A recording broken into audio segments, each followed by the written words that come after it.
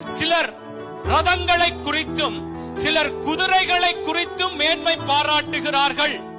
நாங்களோ எங்கள் தேவனாகிய கர்த்தருடைய நாமத்தை குறித்தே மேன்மை பாராட்டுவோம் என்று சொல்லிவிட்டு அடுத்த வார்த்தை சொல்லப்படுகிறது, அவர்கள் முறிந்து விழுந்தார்கள். யார்? தேவனை குறித்து மேன்மை பாராட்டாதவர்கள், தேவனுடைய பிள்ளைகளே முறிந்து விழுந்தார்கள்.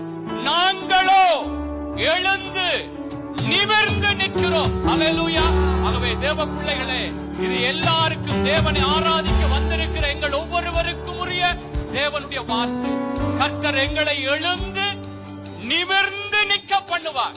தேவனை நாங்கள் மேன்மை பாராட்டுவோம். ஆமென். ஆகவே கொஞ்ச நேரம் எல்லாரும், நாங்கள் ஒரு மனுஷனை அல்ல, கர்த்தருடைய பிள்ளைகளே, கர்த்தரை குறித்து எங்களுடைய வாய்களை திறந்து நாங்கள் மேன்மை பாராட்டுவோம், மேன்மை பாராட்டுவோம், அவருடைய நாமத்தை உயர்த்துவோம்.